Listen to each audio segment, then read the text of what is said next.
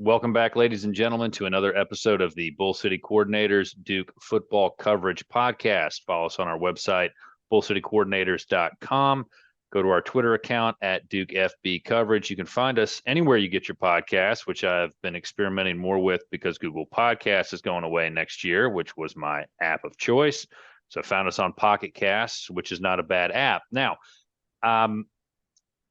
please remember to give us a call, 540-632-0160 to get on the podcast. And before we get into our next interview, I want to send out a couple of thank yous, starting with Ben Ertlejack and Joey Finnison, who came through with some tickets to the Notre Dame game. They allowed me to get a group together. I really appreciate that, their generosity and getting to know them through this podcast and staying in touch with them since their interviews. Guys, I cannot say thank you enough, even though the outcome was not what we wanted, which we will talk about later. We had a blast. My brother was able to go. It was a really good time. And big congrats to Perry Simmons, who got married on Saturday. And his wedding may have been a big factor in ticket availability. So thank you. Now, we do have one voicemail from regular call-in Jason Rogers, and we are going to listen to that now. Hello, Bull City Coordinator. I just want to call and give my prediction and also say that last week's game against UConn, what a spectacular win we had down in Connecticut, and it was nice to see a good everything come together for Duke. But this week, man, what we have among us is definitely a good thing to embrace. And my prediction would be 24-21 Duke. I think we're going to have to stop that run game.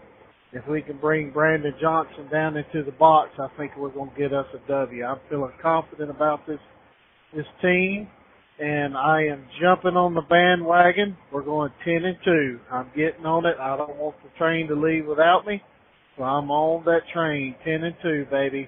And Ben, don't ever compare your law firm to Urban Meyer. That shouldn't even be associated together. But anyway, love the podcast.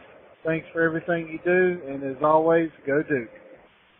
Jason, thank you for continuing to call in. I really, really appreciate the time that you take and your predictions. Again, you were off on this one, but still very, very close. And especially had the field goals been hit, it probably would have been different. And as to the law firm Urban Meyer comparison, that was the first law firm I started at, our specific practice group, not my current law firm. Very, very different. But enough with that. Let's get into this next episode. Our guest is returning for his second appearance on the podcast. He came by during the bye week last season, and he's coming back now to do the same thing. He covers the Blue Devils for the Durham Herald-Sun and the Raleigh News and Observer, and he's done that for quite some time now. Does excellent work, and he has a podcast with the landlord, Sheldon Williams, on the Believe Network, Believe in Duke. And he has also started making regular appearances on the Ovius and Giglio OG podcast, which is great. I highly recommend not just the episodes he comes on, although you should listen to those, but all of their work. They've got the Young Gun podcast, Law of the Wolf going. It's fantastic stuff. Steve Wiseman, how are you, sir? Ben, I'm doing well. It's great to be with you again. And I can't believe it's been a year, I guess, since we last talked. But a lot of things have happened. It's a great time to be following Duke football for sure. It's certainly an interesting time, and I really appreciate you taking a few moments to stop by at the Clemson game and catch up with us. That was great. That was good to see you there and meet you in person for the first time. And thank you for coming back on. I had a lot that I was going to ask you about in my mind. I was kind of working through before the Notre Dame game.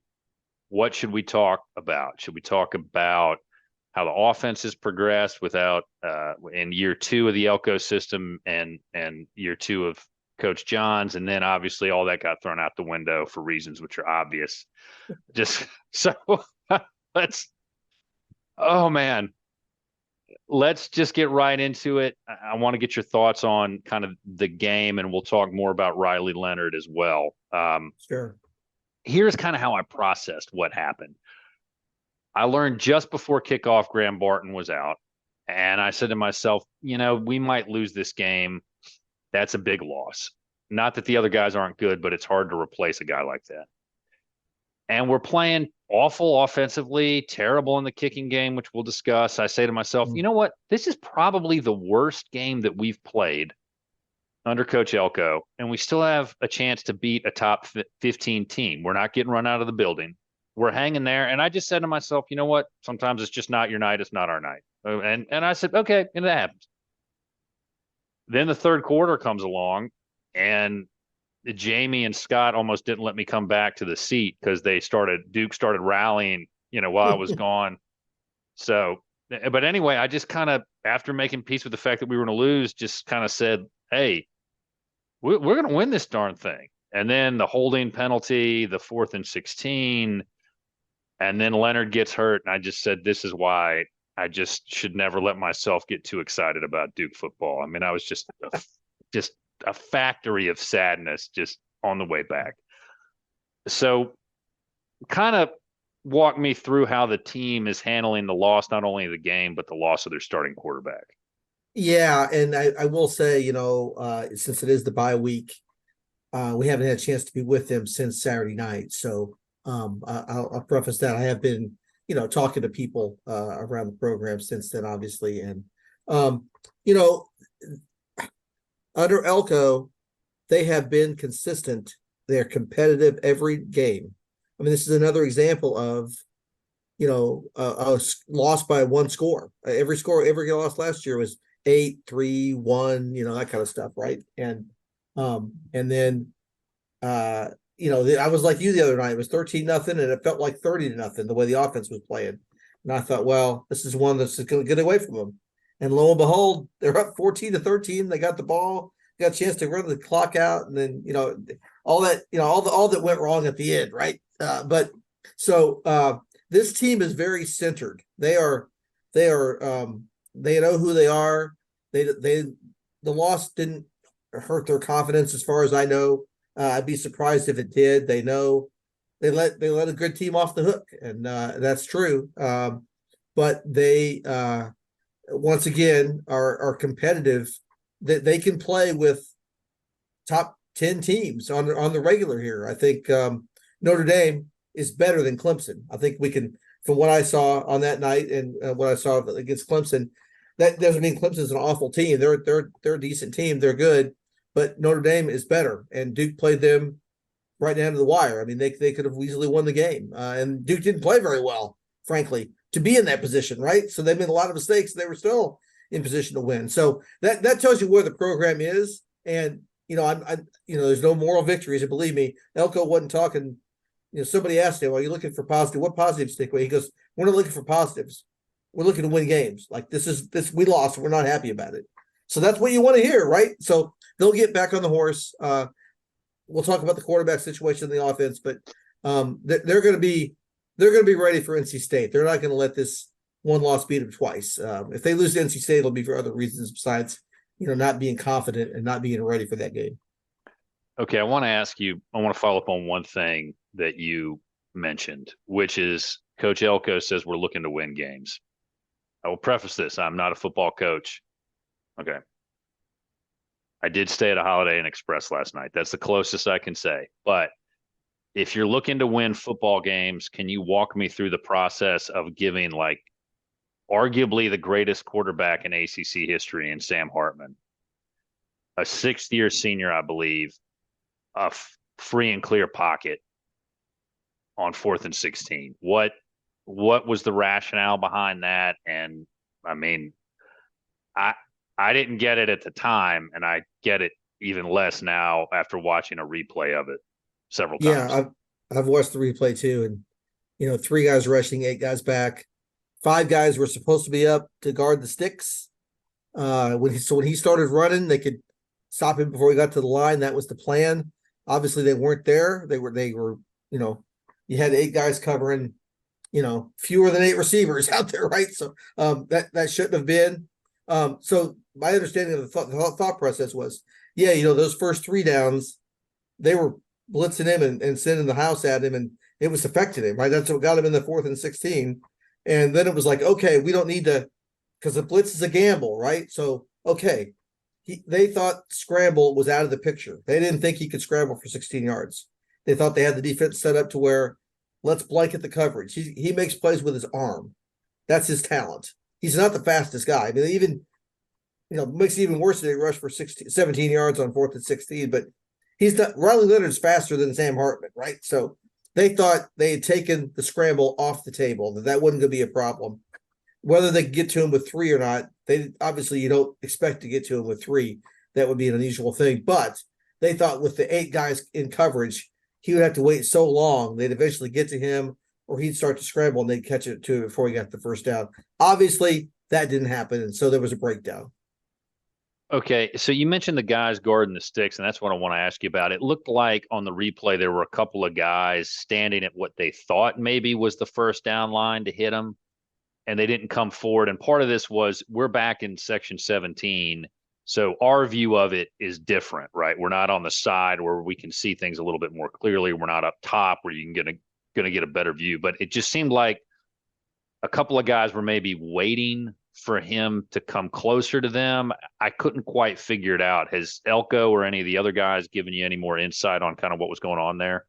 Not since Saturday night. So again, this is a odd week. Normally by now I would have had some robust conversations about that. But I do know that, one thing I saw, and you saw it too if you watched the replay, which you said you did, that when Sam got up to the line, he hesitated for a second and kind of froze them one more time, which was a 6-year quarterback. Smart move, right?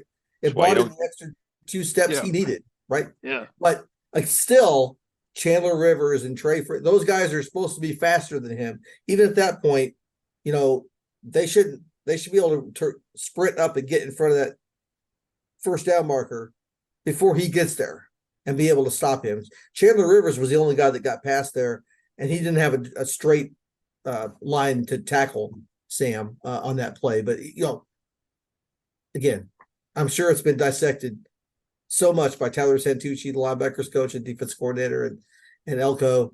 What went wrong on that play? But somebody busted their assignment because they should have had multiple players up there to stop him. And we've talked already about how the team, I don't want to say played awful. I don't think that that's fair. I think a more accurate assessment is they were just off a lot of the night. Yeah. And that might be a good example of it. And one of the other things was kind of towards the end of the first half, and I haven't gone back and watched it because I don't want to. I just remember there was a weird thing with getting a timeout called and getting a play in that right before the second missed field goal. It just seemed like, I don't know if it was the game day environment or the fact that, Notre Dame is really good, right? Mm-hmm. I couldn't tell, but was it just me or was the team just kind of a little off from what we normally expect from them? No, you're absolutely right. I mean, those things happened in the first half. Again, you mentioned Graham Barton not being there. That affects the offensive line. He's he's going to be in the NFL next year. So that's a big loss. He's probably the second most important guy on the offense because he protects Riley's blind side, right? So you can make the argument. So that's just one thing that got thrown in there. But they had all week to prepare. They knew he wasn't going to play. They kept it under wraps very tightly, which they should, because he got hurt. What happened against UConn? They knew he wasn't going to play in that game. So I can't give them a pass on that because they were prepared. They knew that Brian Parker was going to start out there at left tackle, and they were going to have to adjust. But the offense, the line wasn't able to open up holes like they wanted to in that first half. Notre Dame really shut them down. Then you had the mistakes on special teams, numerous mistakes. The fake punt started the whole thing going. 2 missed field goals. In the second half, there was a fumble that they should have fallen on. When the guy muffed it early in the third quarter there for Notre Dame, and 4 Duke guys are there and nobody falls on the ball. So you're right. There's just a lot of things that were just off, and these are men, not machines, right? Mostly kids. And I know this is big time college football, and you don't want that to happen, but I've learned that along the way that sometimes guys they make mistakes, and it's unfortunate, but you hope you have enough in the end to make up for it. And just like I'm sure Clemson hates the mistakes they made against Duke, right? All those fumbles in red zone, all that. Their fans are like, what's wrong with our guys?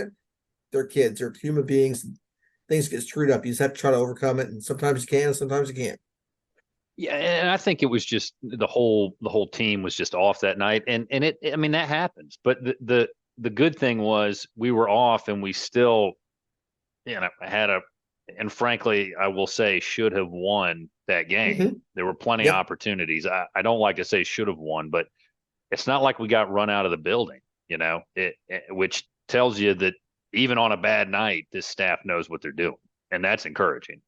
it's this program has come so far so fast to where that's the situation where you play poorly in a lot of areas, right? A lot of that game was they played poorly. They played really well offensively in the second half, and the defense was very strong until that last drive. But all that went wrong, and you should have had Notre Dame beat on a good Notre Dame team. And so, yeah, this is a long way from the Duke football that we saw the last few years, before Elko took over, and then obviously going way back with Duke football the way it used to be before Cutcliffe even came and got it going even better than it was. You mentioned the old Duke football. So every day after the game, my dad and I on Sunday will talk. And I called him and he answers the phone. And I said, before you say anything, I want you prosecuted for child abuse. We grew up just outside of Clemson. Why couldn't you just let us grow up Clemson fans and celebrate national championships? And then I said, and on top of that, mom, I threw mom under the bus. I said, men have bad ideas all the time. It's our wives and mothers who stop us from doing these idiotic things. That's why they are there, for many other reasons. But I said, mom should have stopped you from this. I mean, because I'm sitting there just thinking to myself, I'm so excited about what this team is doing. I start to get caught up in it. I did a little bit of looking ahead at the schedule, like, okay, what do we have, even if we lose this game, kind of, and then Riley gets hurt, Yeah. and I went off on on Dad for a little bit there, but and I want to ask you a little bit. Mom did not get on the phone. I don't think I would have said that if Mom had been on the phone, but I want to talk to you a little bit about Leonard, kind of the latest news you have on Leonard. What can you tell us about him? Yeah, I mean, the good thing is, like, the test and everything they did for him, x-rays, MRIs, all that, didn't show something that's going to sideline him for the rest of the year, which was obviously everybody's fear when he went down like that. And it was an awkward looking play. A lot of torque fell on that weight, fell on the ankle in an awkward position. And so it looked bad, but that's not the case. He's not shut down for the year. I think we're looking at it's an injury. Let's face it, it's probably going to bother him the rest of the year, right? You can't get well in 3 or 4 weeks when when you're going to be hopefully playing again in that time. But I think again, this is Tuesday as we tape this, right? And so it's only been a few days. They have to see how the process goes. So I think, I would be surprised if he played against NC State. I'm not saying he's not going to. I'm not saying he's going to. I would be surprised if he would, given the severity, what we saw and the time frame. Obviously, if there was a game this Saturday, he wouldn't be playing at all. I think that's for sure. So then after that, you have Florida State and Louisville and Wake and Carolina. So you hope to get him back at some time in that range. I would think by the Carolina game, you expect him to be there, maybe even Wake. So that's kind of where it is. And this kid has an NFL future, so they don't want to put that in jeopardy. But he wants to play, and he's going to do the rehab right, and we'll see how that goes. And that's where it is.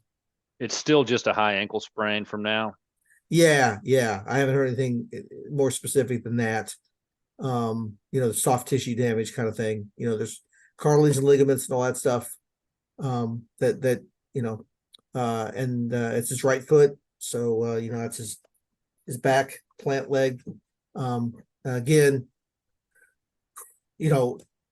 Anybody who's had a sprained ankle knows that you can stay off it for a couple of weeks, then get going again, or get off it for a week. And if you're on it, it's going to take longer for it to feel 100% well. So there's some pain tolerance here that Riley's a tough guy, but it might limit his ability to be as effective running as he was, the rest of this season as opposed to before the injury. And let's talk about that a little bit, because as good as the offense has been, there have been some noticeable question marks with it. And primarily the deep ball seems off. I don't know if that's because Eli Pankel's been out all season and they haven't been able to get somebody to do a lot of what he did with over the top. I'm not sure. But that seemed a little bit off. And last night or Saturday night, they really just didn't click until Leonard starts running the ball, right? Till the giraffe breaks loose. But here's my concern about that kind of going forward. And I'm glad we're going into a bye week because they have more time to fix it. And you and I can talk about that in a minute. But always having or having your quarterback be your team's leading rusher like last year is not a recipe, I don't think, for sustained success. Right.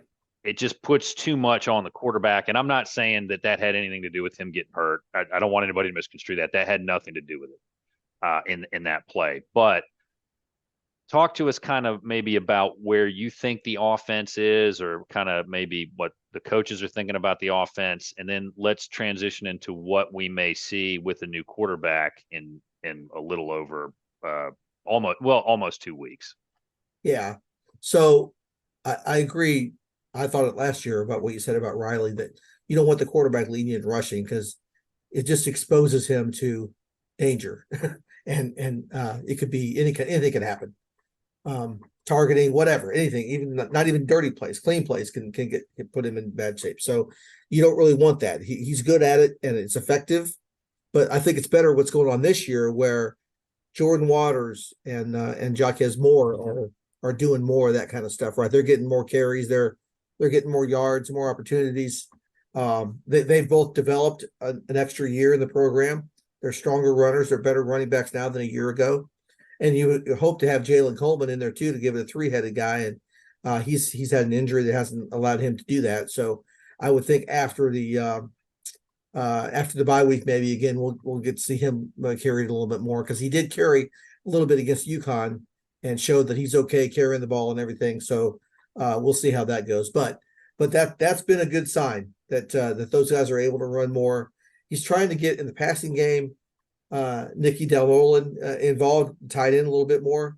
He's been a good target at times. And it seems like they're putting, Jordan Moore and Jalen Calhoun kind of in position to get the ball in space and make plays, rather than a lot of downfield stuff. And again, you know how offensive coordinators and guys do things. Maybe they're saving all that for a time when, okay, all this underneath stuff, then we're going to hit them over the top and they're not going to expect it, because the Duke's not doing a lot of that. So that could be part of what this, mad scientist stuff is too. As the year goes on, they want to take a shot when they're not, when it could be a surprise. And maybe against Florida State, maybe that's what they'll do, or in one of those games, it's really going to matter. But that's what the offense is. The offensive line has done a pretty good job. I mean, I think I talked to you obviously before the Clemson game, and there was some concern about, can they block Clemson, right? And they went out and did it. And the first half against Notre Dame, they didn't really do a good job of that. They made some adjustments at halftime. And one thing is, Jacob Monk started playing more center with Pickett and McIntyre. So that was three experienced guys kind of in there in the middle on the interior. That helped a lot. And they were able to move the ball. So I think, talk about injuries in the line real quick. That reminds me of Graham Barton. I would think he's going to play against NC State. His injury, I'm told, is not supposed to be long term. So there's hope. There's real hope he'll be back for NC State, and that's what you want, right? And again, here's a guy with a bright NFL future. So you take your time with him and make sure he's not going to hurt himself further by being out there. So it may be another week against Florida State, but anyway, having him back will make a big difference on that line too.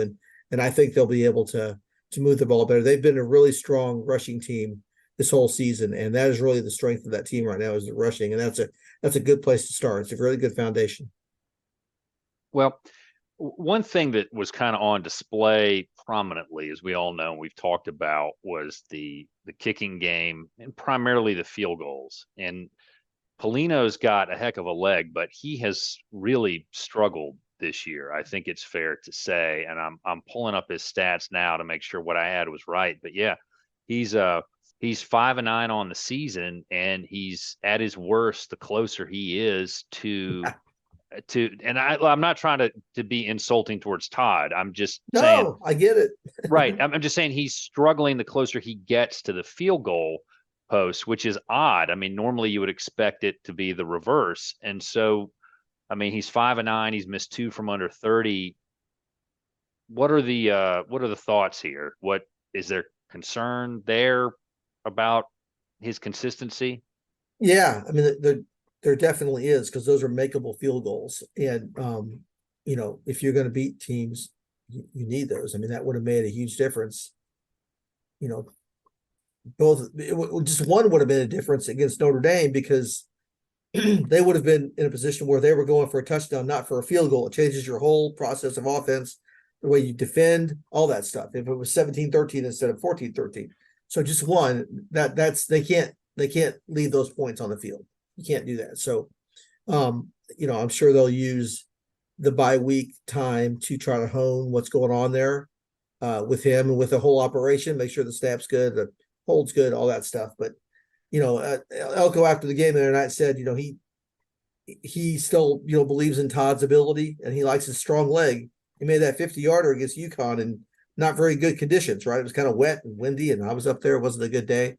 And so that tells you something. He's got something there, but they got to fix that, because you can't be giving up the 30-yard field goals. You got to get those points.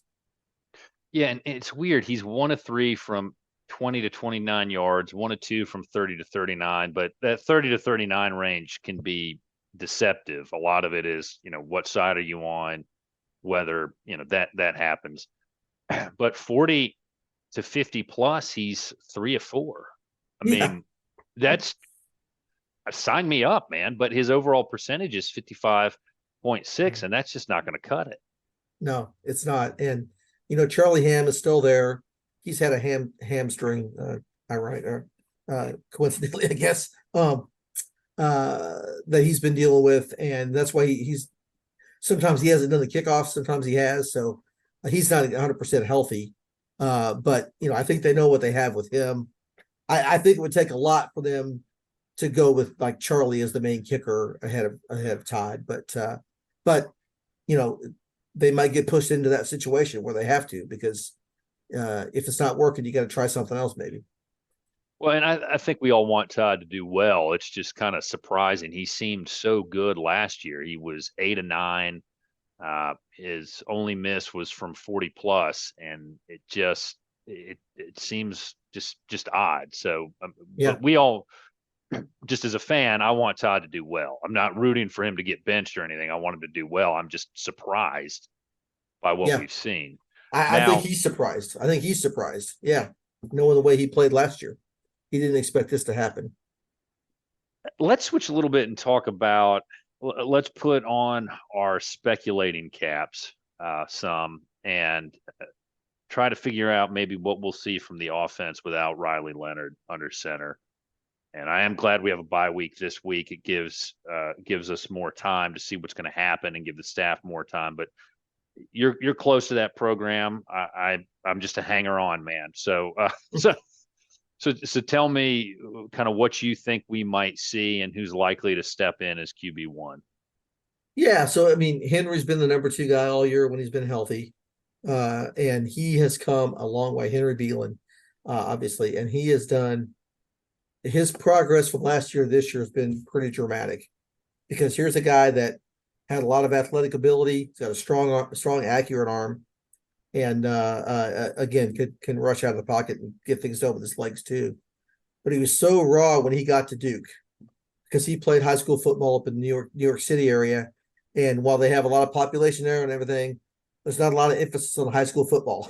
So the coaching isn't going to be as good as it is in our part of the country, or even Texas, Florida, whatever, where the coach football has more of a culture and everything, and there's more emphasis on it. So when he got here, they had a lot of work to do with him with mechanics, where he sets his feet, all that stuff, and he's taken to it really well. So I think he's got a bright future.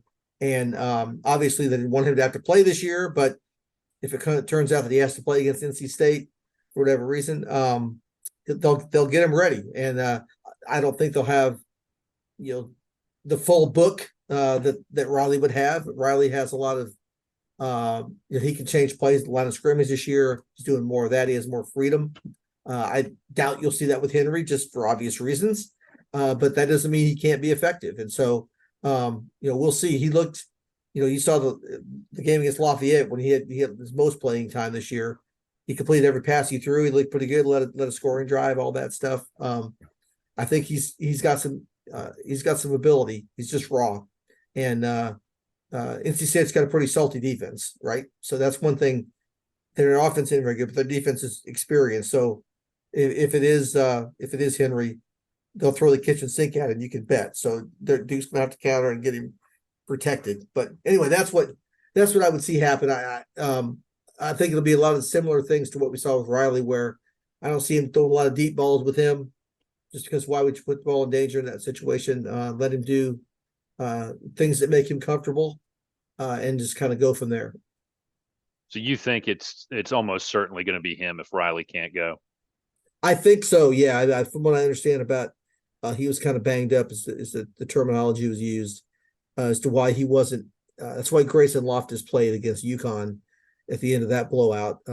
Got him some snaps, obviously, but I think if Henry had been healthy, it would have been him. So Henry was around in uniform at Notre Dame, and we didn't get to see. Obviously, that was the last play when Riley got hurt, so we didn't get to see who would come in after him. But they'll prepare Henry and Grayson too, because again, he's one snap away from playing, and you don't want a true freshman to play. But if Henry could go, obviously it would be Grayson or Jordan Moore is still on the team. I didn't talk about him, but he quarterback last year. My understanding was with him, they had turned the page to full-time receiver, not worried about going back, like they're getting the other quarterbacks ready. But again, all bets are off with if you get in a situation where things are, you gotta pull the panic cord, right? And if Jordan had to go back and play quarterback, obviously he could do it. Nobody's told me they're preparing him at all right now, but he is still on the team, so I thought I would mention that. Yeah, that would be, and if we took Jordan Moore away from our offense, as far as a receiver, I would be worried because he's a unique talent. You don't want to get. I'm sorry, you don't want to weaken two positions, right? And that's what you would do. So yeah. Exactly. And Loftus looks like he's got a little bit of that gunslinger kind of element to him.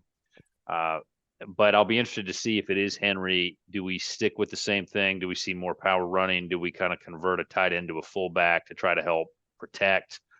I mean, I would have to think that they're thinking about how can we make sure that we keep our quarterback upright primarily while still preserving the offense, right?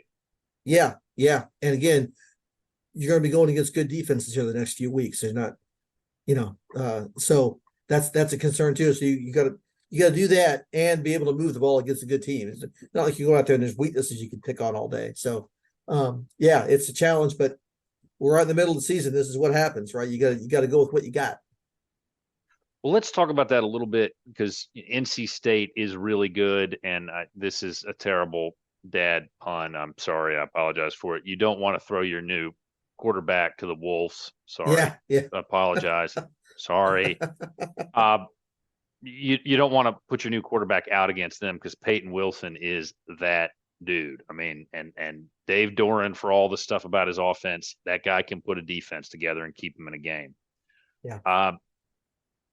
That's got to be somewhat of an area of concern, I would think, that matchup now. And especially what's going to be interesting is I swear I read this morning when I was getting ready to go to work, and I checked it again, but MJ Morris is going to be the new quarterback. It looks like heading he's going to play against Marshall, and then to get him ready, I guess, to play against Duke.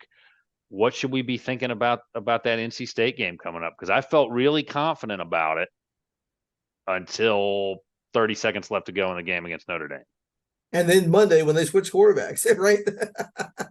Because we thought they were going to, have Brennan keep going out there and doing what he's doing. And he was just Brennan for a second, was a great quarterback in 2021. He has gone sideways and can't find his way out of the box now. So anyway, but you always wondered if he was going to find it again. Well, NC State's tired of waiting, I guess. They got to go with MJ Morris, who was pretty good last year at times, right? He showed some things. So that does totally change the outlook of that game. I mean, it looked like Duke by 3 touchdowns until 30 seconds to go against Notre Dame and then Monday, right? So now we're looking at a whole different situation. Their defense is good. Peyton Wilson at linebacker, they're going to make things tough. I would think they're hoping that Morris, who had 7 touchdowns and 1 interception last year, will take care of the ball better than Armstrong, who has 6 interceptions this year in their 5 games. So Duke will want to obviously create turnovers. The defense has been pretty good at that.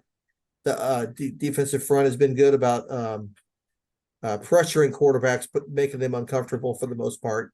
They'll want to continue doing that, but Morris can get things done with his legs too. So that just makes that a tougher thing. I'm curious when the line comes out from Vegas this coming Sunday, what we're going to see on that, how different it would have been Duke by double digits, I think, before all this happened, and now it's not going to be.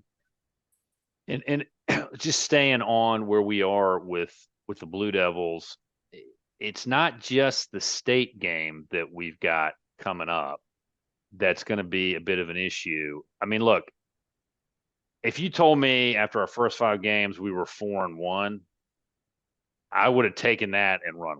I mean, I think any fan, any Duke person would have been absolutely sign me up. Now it's like, okay, well, we're 4-1, but we can't think about it because of the injury to the quarterback.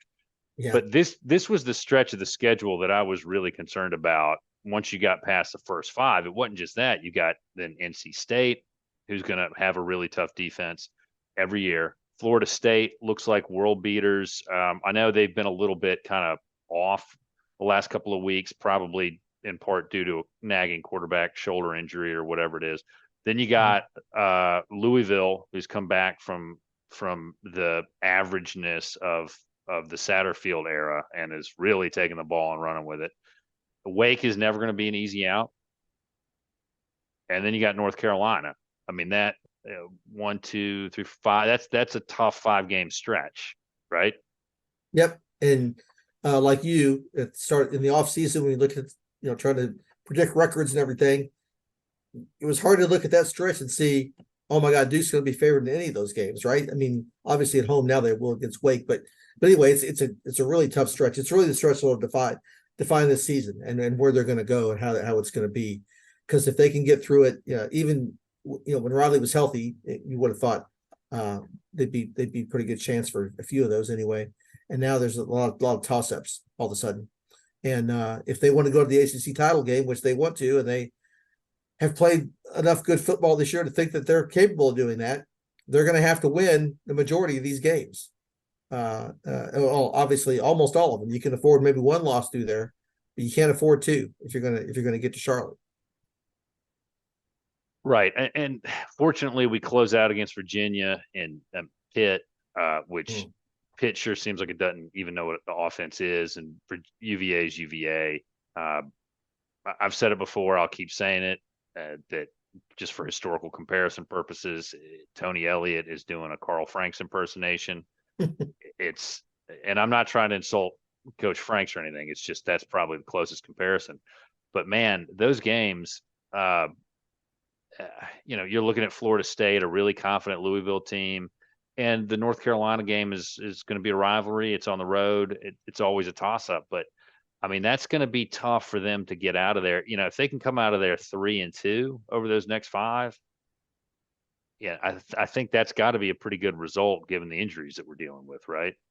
And then if you do that and you take care of business against Virginia and Pitt like you should, you look at a 9-3 regular season. If what we just laid out happens, and oh my God, at the start of the season, can you imagine predicting Duke to go 9-3 against this schedule, right? I wasn't doing it. I was thinking 6-6. I mean, I've been on record about that. I'm not fooling anybody. That was it. And if they do that, that's a heck of a job by everybody. And I think every Duke fan would be thrilled.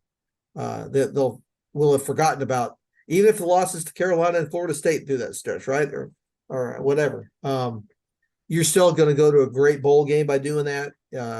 Riley, you would think Riley would be healthy again by the time we get to November and be ready for the bowl game. So, but that 3-2 would be a terrific outcome, even if it doesn't get you to Charlotte, which they want to do.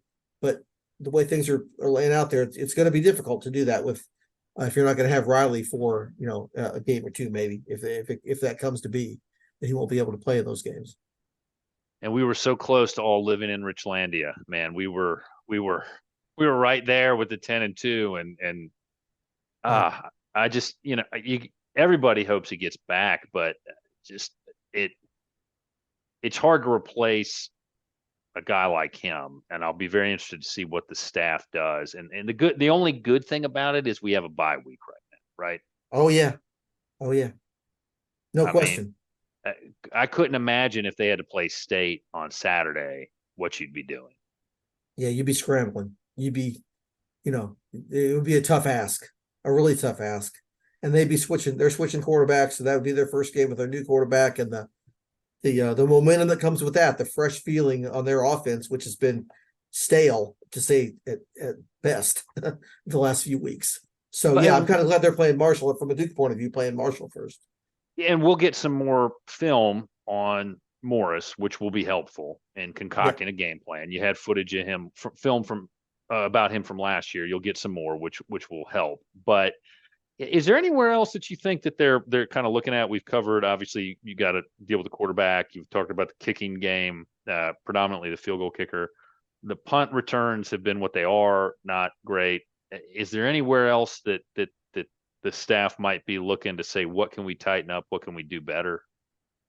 Well, I mean, Miles Jones hasn't played the last couple of games at corner, and he had those 2 interceptions in back-to-back games. So he's been a real find in the transfer portal. He and Al Blades both have given them big physical corners that can play against top flight receivers. And so you hope to have him back, after the bye week again for NC State and this tough stretch we're going to have, because he'll be a factor. They need to have him. And I think, from what I understand, he should be pretty good to go here. I'd be surprised if he doesn't play against NC State coming out. But so that's one area, because him, Al Blades, and also finding Jeremiah Lewis, who's been a big factor here too, right? So that's really made the secondary even better than it was last year, and it wasn't bad last year. You got Brandon Johnson's making plays back there, so I think they're excited about that secondary. Again, if they get everybody back healthy where they want them to be, they're rotating guys up front a lot. They're doing well there. That was expected, but they're getting really good play from Anthony Nelson and Wesley Williams and Aaron Hall. Those are guys that are, kind of new to the rotation, and they're producing well. We were concerned about linebacker coming in after losing Shaka Hayward, right? But Dorian Mossey's been healthy, which wasn't much last year, and so that's been good. I guess Duke people should knock on wood, because that's been a problem for him. He's had a lot of nagging stuff over his career, but he's looking like a pretty good linebacker in there. Cam Dillon's playing well. Trey Freeman is playing unreal. Yeah, and again, he was a freshman last year, right? So he's making that step. That second year, guys really can make a big step, and he's doing it. So, I think they're pretty happy. And Terry Morris helping him out at safety after converting from running back. So they've got a lot of depth back there in the secondary. And although I mentioned Terry, and I have to say, he almost had that interception on the third down play before Hartman had the 17-yard run, right? He was so close that there were so many plays that last drive that could have ended the game, and that was one of them too. Not to bring back and picking a scab, but but Terry's played well. I want to say, for the most part, he's given them what they needed at safety. Just reminded me of other things to tell Pickens County Department of Social Services about, to see if they can still prosecute Dad for what he's put me through. Expose you to this, yeah. Oh my God. No, we laughed a lot about that, but I mean, I just I was so deflated after that game. We drove back that night. My friend Dan, who was on the podcast, went with me to the game, and he was fairly reserved and was not really celebratory in the victory because he felt like they stole one and they didn't Mhm. play great all night. And but frankly, and this goes back to the point, and you've talked about this with Joe and Joe a lot. I mean, Elko's just doing a heck of a whole staff. I mean, these Yeah. guys are just have the team playing out of their mind. I mean, that was and Dan said this. He said, "You guys played better against us than Notre Dame did, or than Ohio State did." He said, Right. "You guys were better than Ohio State was." I mean, I never thought I would hear somebody say that about our team. Exactly. That's where we are. That's what it is, and that's why, as bad as it looks with Riley going down and maybe being out a couple of weeks, right? Or that you have confidence that this group will get them ready. We'll get Henry or Grayson, whoever it is, ready to play, and whatever that looks like, they'll have them in position to do some good things because they have.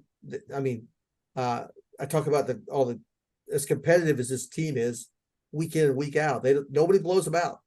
And I kept waiting for it to happen. And after a while, you have to believe what your eyes show you. This team is competitive every week. This staff gets them ready, puts them in position to win. Doesn't always work out, right? But they're in position to do it. And so just like that with his staff, I believe they will have this team able to survive.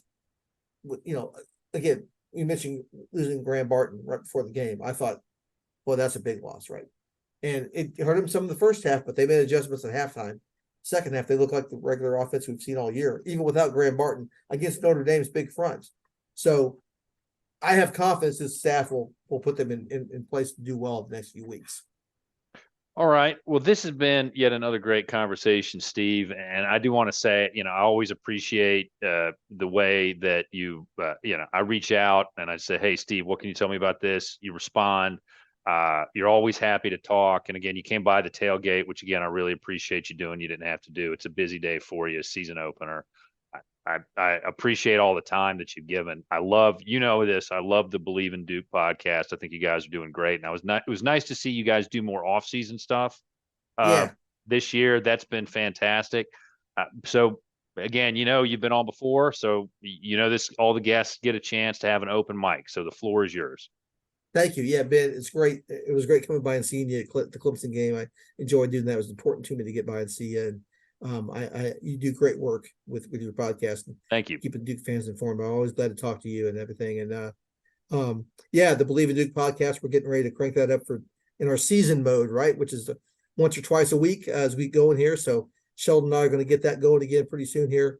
Now that practice has started, and of course, I'm busy with football, which that's a good thing, right? I mean, normally you can kind of turn it off and just do basketball, but no, can't do that. Can't get to keep up on the football. I this week, speaking of basketball, if you don't mind, I do want to pump one of my stories. I printed this week on newsobserver.com about Jared McCain. Duke fans need to get to know that freshman guard. He is an impressive guy. I think he's going to do well on the court, but he has this magnetic personality that is just he just lights up a room. And I know it's a cliche, but he does it. He's got this $1 million smile. And speaking of millions, he has millions of TikTok followers. He's apparently started doing dance videos during the quarantine back in the pandemic, and he's picked up 2 million followers of doing that along the way. And he's got an incredible NIL valuation. He's like over $3 million a year NIL stuff. So, but he's also very and if you read the story, he gets up every morning and meditates. He journals. This is an 18-year-old kid, man. This kid's impressive. He's got a lot going on, and it all seems genuine from talking to him and talking to his teammates and everything. So that's a basketball story. If people want to get to know one of the new players, that's a guy you want to get to know is Jared McCain. I enjoyed writing about him, and we're going to keep following this football team. We're going to be going to Florida State and Louisville, and as basketball and football start crossing over and going on at the same time, there's going to be a lot of flights, but we're going to be there. So I appreciate everybody supporting our coverage and reading it. Well, tell Coach Shire I hope he can handle the stress of being at a football school. I know that's going to be tough Yeah. for him. He started his press conference last Friday holding up a custom jersey that Elko gave him, number 30 Shire jersey. So yeah, and it'll be exciting to watch. I think we're all looking forward to how football team's going to do. We're looking forward to the basketball season. Obviously, it should be a very interesting remaining 7 weeks of the season. So let's all enjoy the bye week. And guys, go to the website, bullcitycoordinators.com. Find us wherever you get your podcast. Check us out on Twitter at Duke FB Coverage. Steve, thank you again for coming on. I really, really appreciate it. We're not going to check in on Richlandia this week unless I get a voicemail before I post this. Hopefully I'll post tomorrow. We'll see, which would be Wednesday. But thank you again for coming on. And as always, go Duke.